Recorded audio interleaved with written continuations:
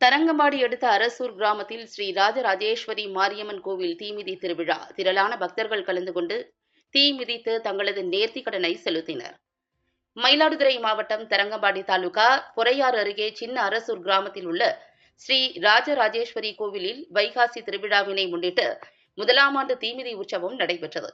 நிகழாண்டு வைகாசி திருவிழா கடந்த 3ஆம் தேதி காப்பு கட்டுதல் நிகழ்ச்சியுடன் வெகு சிறப்பாக தொடங்கியது.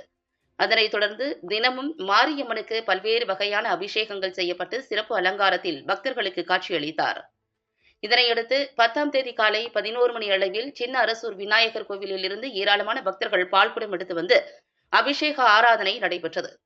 தொடர்ந்து மாலை பக்தர்கள் அலகு காவடி, பறவை காவடிகள் எடுத்து வந்து கோவிலின் முன்பு அமைக்கப்பட்டிருந்த தீக்குண்டத்தில் இறங்கி தீ மிதித்து தங்களது நேர்த்திக்கடனை செலுத்தினர்.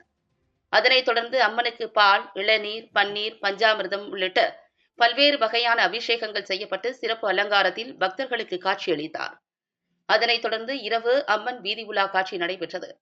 காளியாட்டம், வான வேடிக்கை மற்றும் கிராமிய தப்பாட்டம் நடைபெற்றது. இதில் Poompuhar MLA Nivetha M Murugan, Seychelles நாட்டைச் சேர்ந்த தொழிலதிபர் மருத்துவர் ராமதாஸ் சகோதரர்கள் அறக்கட்டளை தலைவர் கருணாநிதி, சட்டமன்ற முன்னாள் உறுப்பினர் பாலா அருள் செல்வன், ஒன்றிய குழு தலைவர் நந்தினி ஸ்ரீதர் உள்ளிட்ட ஏராளமான மக்கள் கலந்து கொண்டு சுவாமி தரிசனம் செய்தனர். விழாவிற்கான ஏற்பாடுகளை கிராம மக்கள் மற்றும் விழா குழுவினர் சிறப்பாக செய்திருந்தனர். திருவிழாவினை முன்னிட்டு பெரம்பூர் போலீசார் பாதுகாப்பு பணியில் ஈடுபட்டிருந்தனர்.